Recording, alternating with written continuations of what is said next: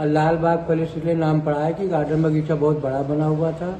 इसके अंदर 1600 प्रजातियों के गुलाब के फूल लगे हुए थे, जिसमें से 474 विदेशी गुलाब के फूल लगे हुए थे। तो चारों तरफ यहाँ से वहाँ तक सब लाल ही लाल दिखता था। इसका नाम लाल बाग पैलेस पड़ा। लाल मतलब फूल, बाग मैंने बगीचा, पैलेस मतलब महल। दो फिर और आगे जाओगे तो 2 शेर रखे हुए थे। जब यह महल बना था तो उस समय चारों तरफ जंगल था, तो राजा ने 2 शेर को मार करके उसका अंदर का मटेरियल निकाल करके मसाला लगा करके चमड़ी छील करके वो रखे हुए ओरिजिनल है, जो राजा स्वयं शिकार किए थे। जब जाओगे तो आप देखो, ये जो बाघ है ये राजा ने मारकर और उसकी चमड़ी यहाँ पे लगाई है, और ये बाघ ये एक यहाँ है और एक उस कोने पे है। गाइस यहाँ पे ये डाइनिंग हॉल, ये इधर का भी दिखाया था मैंने, और इधर भी है। ये देखो, ये गेट देखो कि कितना मस्त स्ट्रक्चर बना हुआ है गेट। गाइस तो कैसे हैं आप लोग? मैं हूं आपका युवराज सिंह, और अभी पिछले वाले ब्लॉग में मैंने बताया था आपको कि लाल बाग विजिट करवाया था आपको, और उसमें बताया भी था कि अगली बार मैं अंदर लेके जाऊंगा आप लोगों को।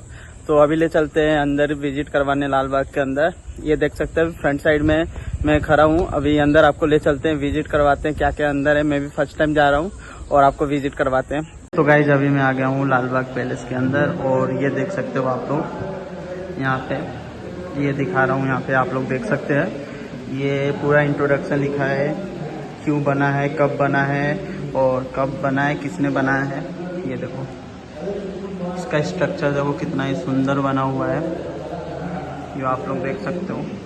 अभी आप लोगों को ले चलता हूँ अंदर साइड, एक एक चीज़ दिखाऊंगा यहाँ की। ये देखो,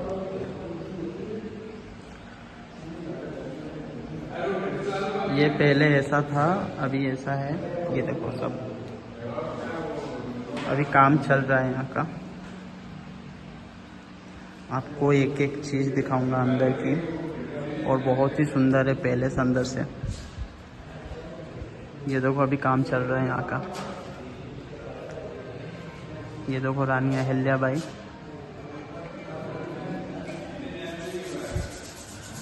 ये देखो ये राजा वहाँ, ये देखो पूरा।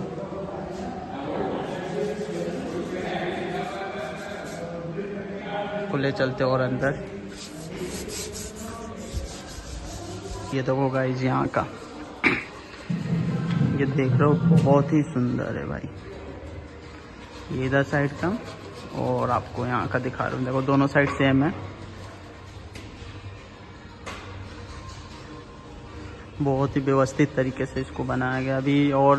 अभी पहले मैं मतलब देखा था फोटो में, तो ऐसा नहीं था, ये अभी बना हुआ है। इतना सुंदर देखो आप देख सकते हो कितना सुंदर लग रहा है। देख रहे हो आप लोग, ये जो मार्बल लगा है ये इटालियन मार्बल है। और एक बार रुको, मैं भैया से एक बार और कंफर्म कर लेता हूँ, लेकिन मुझे लग रहा है ये इटालियन मार्बल है, क्योंकि ये ऐसा ही रहता है। गाइस यहाँ पे ये डाइनिंग हॉल, ये इधर का भी दिखाया था मैंने, और इधर भी है। ये देखो, ये गेट देखो कि कितना मस्त स्ट्रक्चर बना हुआ है गेट का भी। ये देखो अभी अंदर में एंट्री कर रहा हूँ, अंदर साइड आ गया हूँ, और अभी एक गाइड अंकल मिल गए हैं, वो हमको गाइड करेंगे। ये रहे अंकल, आपका नाम?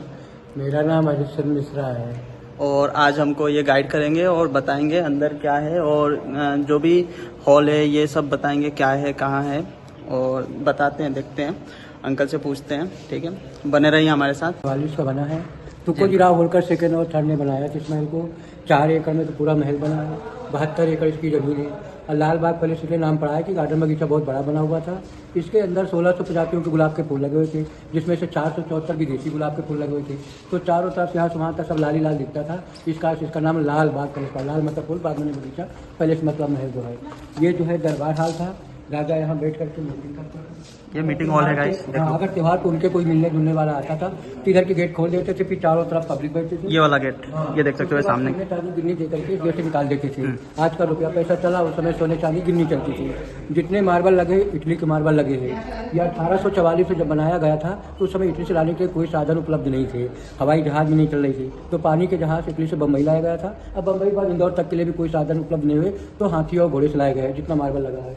अब आगे चलते हैं अंकल। ये ऊपर जो पीला पीला दिख रहा है सोने का पानी चढ़ा है। और दीवारों पे ये देखो गाइस, ये गोल्ड लगा हुआ है, बोले तो मिस्टर गोल्ड लगा हुआ ओके। है। दूसरी बात है इसकी जो लाइट लगी हुई है, ये जब महल बन रहा तो उस समय लाइट का कनेक्शन कर दिया गया था। उस समय पूरे देश के अंदर लाइट नहीं थी, लेकिन इस महल के अंदर अंडरग्राउंड वायरिंग की गई थी। लाइट तो आई है बाद में 1913 से 1920 में, फिर लाइट को जोड़ा गया है। अब यहाँ से सब लाइट जल रही है।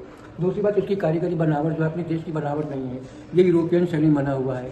170 साल पहले जब राजा ने इस महल को बनवाया था तो उस समय इंदौर के राजा भी थे, इधर ब्रिटिश सरकार भी थी। तो इंदौर के राजा ने ब्रिटिश सरकार को 1 करोड़ रुपए दिए थे 1 साल की लीज पे कि हमारे को बना के दो। तो ब्रिटिश सरकार ने सब बना के दिया था, पैसा लगा राजा का, और राजा लोग यहाँ रहे, सिर्फ पैसा देकर उनसे बनवाया गया था। इसलिए ब्रिटिश टाइम में कारीगरी बनी हुई है। 1 करोड़ रुपए सिर्फ एक ही हाल के लगे, बाकी ये 4 एकड़ महल बनने में 15 से 20 साल लग गए हैं। ये देख सकते हो, ये हॉल आप लोग 3 राजाओं ने मिलकर इसको बनाया था, तब जाके बनके तैयार हुआ। ये 3 भागों में बना हुआ है। पहले राजा शुरू से लेकर के यहाँ तक बनाया था, फिर दूसरे राजा ने यहाँ से लेकर के वहाँ तक बनाया था, और फिर आखिर राजा ने आखिर तक बनाया था। मतलब 3 पार्ट में है ये। हाँ, 3 राजा ने बनाया था। दूसरी बात, ये जो राजा मराठी थी, मराठी भाषा में सब किताबें लिखी हुई है, उन्हीं समय कलमारी सब बनी हुई है। 1770 किताब इसके अंदर रखी हुई है। और ये राजा बिल्डर्स खेलते थे, ये भी उन्हीं समय का है, पुराना है। आज तक कोई चीज चेंज नहीं किया, जैसे था वैसे अभी भी है। अगर ये सामने लाइट जल रही है, कमरे के बगल इसकी बटन है, और लाइट नहीं रहती तो जो तो कांच सूर्य जला तो उससे राजा हाथ खेलते थे जो है।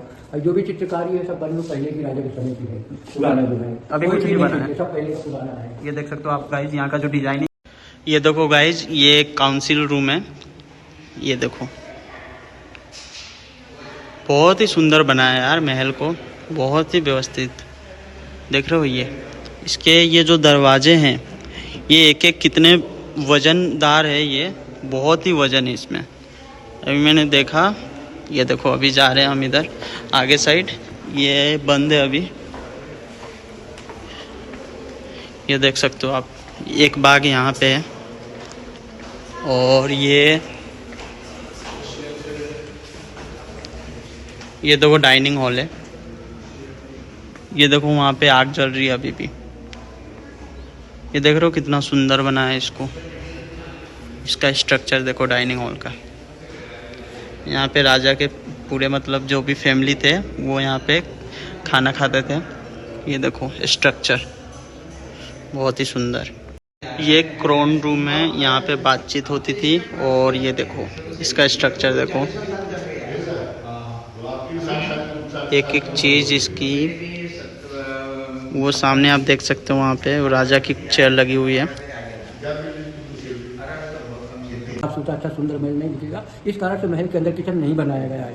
तो किचन के लिए फिर खाने के लिए था, सामने वो दीवार दिख रही है, सामने जो अच्छा उधर से देखो वो सामने दीवार दिख रही है। दीवार के नीचे जो है सरस्वती नदी का पानी बहता था, नदी थी। जब 170 साल पहले जब नदी का पानी बहता था तो उस समय आसपास मकान नहीं बने थे, तो पानी जो है शुद्ध बहता था। उसी पानी का राजा साहब नहाने धोने में, कपड़ा धोने में, सभी काम यूज करते थे। उस समय शुद्ध पानी था। अब वहाँ पे चारों तरफ मकान बन गए तो वो गंदे नाले में तब्दील हो गया। बरसात का पानी बह रहा, सीवर का पानी बह रहा है। नदी के उस पार राजा का किचन बना हुआ था, वहाँ से खाना बन के आता था नदी के नीचे होकर के महल के अंदर। तो नदी के नीचे से अंडरग्राउंड है? हाँ, नीचे सुरंग टाइप का बना हुआ तो अभी भी इतना चौड़ा ताकि लोग आ सके जा सके, अभी भी बना हुआ। अपनी तरफ नदी तक बना हुआ है, और नदी के पास भी पानी, पर उसको बंद कर दिया गया अभी? नहीं, अपनी तरफ बना हुआ है। अपनी नदी के पास पानी भरा हुआ, नदी के उस पास दूसरे लोगों ने कब्जा कर लिया। काफी पुरानी बात हो गई है। जब खाना बन के आता था तो नीचे तलघर में बड़े बड़े हीटर लगे हैं, उसमें खाना गर्म होता था। गर्म होने के बाद जब जाओगे आगे देखने तो एक बाएं हाथ एक लिफ्ट लगी है। 170 साल पहले लाइट तो थी नहीं, तो हाथ से खींचने वाली लिफ्ट लगी, उसके अंदर रख देते थे नीचे और घुमाते थे तो खाना नीचे से ऊपर आ जाता था। जब ऊपर आ जाता था सामने ये बैंकेट हॉल है, यहाँ पर राजा का परिवार सही बैठ के सब लोग यहाँ पे खाना वाना खाते थे। ये बैंकेट हॉल है, यहाँ पे खाना ये कुर्सी लगी, सब ये खत्म हो चुकी, तो खराब हो चुकी थी। उसी कलर डिजाइन में बना करके वापस रिपेयरिंग करके उसको वहीं पे रख दिया गया है। अब पन्नी से ढक दिया गया है, कभी काम चल रहा है ताकि गंदा न हो, और काम हो जाएगा तो पन्नी निकाल दिया जाएगा। दूसरी बात, सामने जो 4 कुर्सी लगी हुई है वो 3 तो राजा की है, 1 रानी की है। राजा की क्या 3 रानी थी, 1 तो विदेशी थी, 2 इंडियन थी, तो 4 कुर्सी उनकी रिजर्व रखी थी। अब बात उनके मेहमान लोग जो है उनके बैठने के था। फिर उसके आगे जाओ उधर तो जो है, तो आगे उधर जो है नाच गाना भी होता था राजा के समय में। कैक नाच होता था, नर्तकी का नाच होता था, कैप होता था, नीचे मोटी मोटी स्प्रिंग लगी पूरे हाल में, उसके ऊपर से पटिया बिछे थे, उसमें डांस होते थे, लोग बाग ऊपर से खड़े होकर देखा करते थे। फिर और आगे जाओगे तो 2 शेर रखे हुए थे। जब ये महल बना था तो उस समय चारों तरफ जंगल था, तो राजा ने 2 शेर को मार करके उसका अंदर का मटेरियल निकाल करके मसाला लगा करके चमड़ी सील करके वो रखे हुए ओरिजिनल है, जो राजा स्वयं शिकार किए थे। जब जाओगे तो आपको देखने को मिलेगा। फिर आगे जाओगे इस साइड में तो भारतीय सैनिक जो अपने ऑफिस बना हुआ, बहुत सुंदर तरीके से बना, जो भी नक्काशी इटालियन करके बहुत सुंदर तरीके से बना हुआ है। फिर और आगे जाओगे देखोगे तो वहाँ पे मंत्रा कक्ष है, जहाँ राजा लोग बैठ करके मंत्रा करते थे, मीटिंग करते आपस में। में कि अंग्रेजों से कैसे लड़ाई लड़ना है। फिर और आगे जाओगे तो वेस्टर्न डाइनिंग हॉल है, जहाँ राजा लोग जो मेहमान लोग आते थे, उनको विदेशी मेहमान लोग आते थे, उनको बैठ करके खाना वाना खिलाते थे, उनके मेहमान लोग बहुत विदेश से संपर्क रहता था, आने जाने का रहता था। फिर और आगे जाओगे तो क्राउन हॉल है और सिटिंग रूम है, जहाँ राजा लोग बैठ करके आपस में मीटिंग करते थे कि अंग्रेजों से कैसे लड़ना, गोपनीय बात करते थे। और इधर जो है फिर और आप उधर जाओगे तो फिर लेडीज बाथरूम बना हुआ, बहुत सुंदर तरीके से रानी के लिए बना हुआ था। दूसरी बात और आगे इधर जाओगे तो फिर उसके भारतीय शैली में इंडियन कल्चर में बहुत सुंदर से खाना खाने के लिए बना है, जो नीचे बिछा करके आराम से बैठ के खाना खाते थे। लेडीज के लिए अलग बना है, जेंट्स के लिए बना है। और उधर एक पहले उसमें जो बना है तो उसमें एक राजस्थानी कल्चर में बना हुआ है, एक मुगल शैली में बना हुआ कल्चर में, तो बहुत सुंदर तरीके जो नीचे बैठ करके नक्काशी बहुत सुंदर तरीके से बना है। दूसरी बात और है, जो ये दरबार हाल था, राजा यहाँ दरबार भी लगाते थे। अगर किसी पब्लिक को कोई समस्या दुख तकलीफ होती थी तो यहाँ राजा के पास आते थे, राजा यहाँ बैठ करके उनकी समस्या को हल करते थे। आजकल तो सरकार कर रही है, उस समय राजा लोग का अधीन था तो राजा लोग सब काम करते थे। सबसे पहले यहाँ के राजा कौन थे? तुकोजीराव होलकर द्वितीय एवं शिवाजीराव होलकर, और उसके बाद फिर तुकोजीराव तृतीय, अब उनके लड़के यशवंतराव होलकर रहे हैं। इनकी कहानी अभी बाद में बता दूंगा। ऊपर क्या था, राजा रानी के बेडरूम थे, नहाने धोने के बड़े बड़े टप रखे हुए थे, नल लगे हुए थे। और जो राजा रानी की पलंग थी वो चांदी की पलंग थी, 2 कमरे में बड़ी बड़ी पलंग रखी हुई है। और उसके मच्छरदानी बांधने के जो पावे थे वो भी चांदी के, और जिससे मच्छर की डोरी बांधते थे वो भी चांदी के। फिलहाल ऊपर अभी देखने को नहीं मिलेगा क्योंकि रिपेयरिंग का काम चल रहा है, इसलिए ऊपर बंद करके रखा है। इसलिए जब काम हो जाएगा तो उसके बाद खुल दिया जाएगा देखने के लिए जो है। तो अभी कब तक खुल जाएगा अंकल? ऊपर करीब सालों लग जाएगा, काम बारीक काम से चलने टाइम लगेगा। दूसरी बात, जो भी सामान शुरू लेकर आखिर तक रखा है, आज जो भी बना है ये जो है कोई चीज़ चेंज नहीं किया गया, राजा के समय का पुराना है, और ना कोई चीज़ बदला गया ना कोई चीज़ नया करा गया है। जैसे था शुरू में वैसे अभी भी है, केवल इनकी साफ सफाई देख रेख होती रही है। अगर कोई चीज़ खराब हो रही है तो उसको रिपेयरिंग करके बना करके उसी जगह पर रख दिया जाता है, कोई चीज़ बदला नहीं जाता है। दूसरी बात, कौन से राजा यहाँ कब तक रहेंगे? 1844 जब बनाया गया था तो समय 1844 से 1886 तक तुकोजीराव होलकर द्वितीय यहाँ पे रहे हैं। 1886 से 1903 तक शिवाजीराव होलकर यहाँ रहे। 1903 से 1926 तक तुकोजीराव होलकर तृतीय रहे। जो तृतीय रहे उनका 1800। गाइस, ये रहा सिटिंग रूम महल का। यहाँ पे बैठते थे, फिर यहाँ से ये सामने जाते थे मीटिंग के लिए। ये वेटिंग रूम भी बोल सकते हैं इसको। ये देखो यहाँ का सीलिंग, और वो जो सामने कांच लगा है वो पूरा एक है, कोई जॉइंट नहीं है। ये देखो, होलकर जन्म महाराष्ट्र के पास पूरे पास भीड़ जिला है, गाँव का नाम है चौड़ी गाँव। 31 मई 1725 में इनका वहाँ जन्म हुआ था। इंदौर महिलाबाई होलकर की ससुराल थी। खंडेराव होलकर इनकी शादी हुई थी, और मल्हारराव होलकर इनके ससुर का नाम है। और इनका एक ही लड़का था जिनका नाम था मालेराव होलकर। ये लोग सब राजवाड़ा में रहते थे। राजवाड़ा बना 1747 में, मल्हारराव होलकर ने राजवाड़ा को बनवाया था। एक बार अंग्रेजों के साथ युद्ध हुआ था, कुम्भेर जो है राजस्थान में, 17 मार्च 1754 को। तो अहिल्याबाई होलकर के पति को लड़ाई लड़ने के लिए भेजा गया था खंडेराव होलकर को। खंडेराव होलकर वहाँ लड़ाई लड़ते लड़ते जो है अंग्रेजों को मारे गए थे। जब मारे गए थे तो अहिल्याबाई होलकर ने सोचा कि जब मेरे पति ही खत्म हो गए हैं तो मेरे को भी जिंदा रहने से क्या फायदा है। तो इन्होंने फिर सती होने का निश्चय किया। तो मल्हारराव होलकर के ससुर ने मना कर दिया कि सती मत हो, आगे चल के सब राजपाट आपको देखना है, ये गद्दी आपको ही संभालना है। तो उस समय फिर अहिल्याबाई होलकर सती नहीं हुई। मल्हारराव होलकर उस समय गद्दी पर बैठे रहे। फिर 20 मई 1766 को मल्हारराव होलकर की बीमारी का मृत्यु हो गई। 74 साल की उम्र में। कहाँ खत्म हुए? भिंड में। यहाँ से लगाकर भिंड का इनका राजपाट वहाँ तक चलता था। वहाँ मल्हारराव होलकर की छतरी बनी हुई है। मल्हारराव होलकर 1732 से लगा करके 1766 तक राज किया था। अब जब 1766 में खत्म हो गए तो फिर अहिल्याबाई होलकर के लड़कों को गद्दी बिठाएगा मालेराव होलकर को 1766 में। ये 1 साल तक गद्दी में बैठे रहे, फिर आकस्मिक लड़कों की मृत्यु हो गई 27 मार्च 1767 को। जब लड़का खत्म हो गया तो अहिल्याबाई होलकर फिर स्वयं गद्दी संभाली है 1767 में। फिर ये इंदौर में कम रहती थी, अधिकतर समय महेश्वर में ज़्यादा रहती थी,